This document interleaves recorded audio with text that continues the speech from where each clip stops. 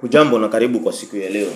Ningependa nikuzungumzie baadhi ya malengo ambayo kitabu hiki kiko, ugonjwa wa umaskini na tiba yake.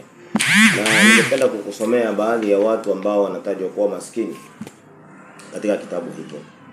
Umaskini ni nini? Hili ni swali zuri sana kwa kila mtu mwenye akili timamu kujiuliza. Jibu liko wazi kabisa, umaskini unajumuisha mambo yafuatayo. So kama uko katika hali ya mambo yafuatayo, basi kitabu hiki kinakufaa ukaweze kujifundisha ili ugonjwa wa umaskini ukaweze kuisha.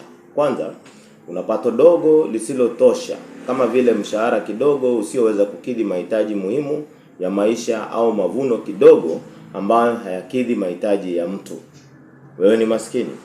Kukosa elimu, maarifa na ujuzi, kama maandiko matakatifu yanavyoeleza wazi kuwa watu wangu wanaangamia kwa kukosa maarifa. Wewe ni maskini. Hali ya kuwa na afya mbaya, wewe ni maskini. Nyumba mbaya, wewe ni maskini. Kukosa maji salama na safi, umaskini. Upungufu au kutosheleza kwa chakula na virutubisho, umaskini. Kukosa uwezo wa kupanga uzazi, umaskini. So kama uko katika vipengele vifuatavyo, basi